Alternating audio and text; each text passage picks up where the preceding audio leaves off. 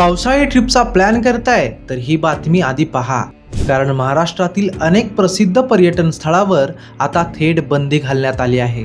मुंबईसह संपूर्ण कोकण आणि घाट परिसरात गेल्या 2 दिवसांपासून मुसळधार पाऊस सुरू असून अनेक ठिकाणी विक्रमी पावसाची नोंद झाली आहे. तामिनी, लोणावळा, भिरा, महाबळेश्वर यांसारख्या घाटमाथ्यांवरील भागांमध्ये अवघ्या 24 तासात 500 मिलीमीटरपेक्षा अधिक पाऊस पडला आहे. त्यामुळे नद्या, धबधबे आणि घाट परिसर धोकादायक बनले असून प्रशासनाने नागरिकांच्या सुरक्षेसाठी अनेक पर्यटन स्थळावर प्रवेश बंदी लागू केली आहे. अहिल्यानगर जिल्ह्यातील भंडारदरा धरण परिसरात 300 मिलीमीटरहून अधिक पाऊस झाला असून घाटघर, रतनवाडी परिसरात ढगफुटी सदृश्य परिस्थिती निर्माण झाली आहे. त्यामुळे कळसुबाई शिखर, रतनवाडी, सांदन व्हॅली परिसरातील गड किल्ले आणि धबधब्यांखाली जाण्यास पूर्ण मनाई करण्यात आली आहे.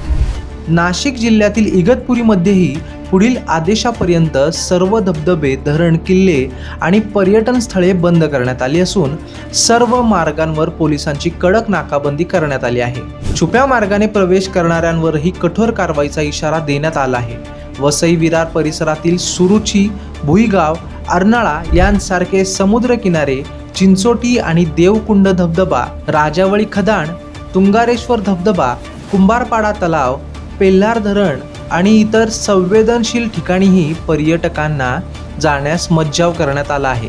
सातारा जिल्ह्यात महाबळेश्वर, पाचगणी, ठोसेघर, भावंबली, वजराई धबधबा, कास पठार, सज्जनगड आणि कोयना परिसरातील पर्यटन स्थळे पुढील आदेशापर्यंत बंद ठेवण्यात आली आहेत. दरम्यान नाशिक जिल्ह्यात ढगफुटीचा इशारा देण्यात आल्यामुळे दुगारवाडी धबधबा, हरिहरगड आणि पहिने ही ठिकाणेही पर्यटकांसाठी बंद करण्यात आली आहेत.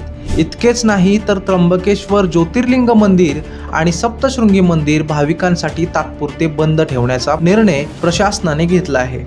प्रशासनाने नागरिकांना आणि पर्यटकांना विनाकारण प्रवास टाळण्याचे, बंदी आदेशाचे पालन करण्याचे आणि स्वतःचा जीव धोक्यात न घालण्याचे आवाहन केले आहे.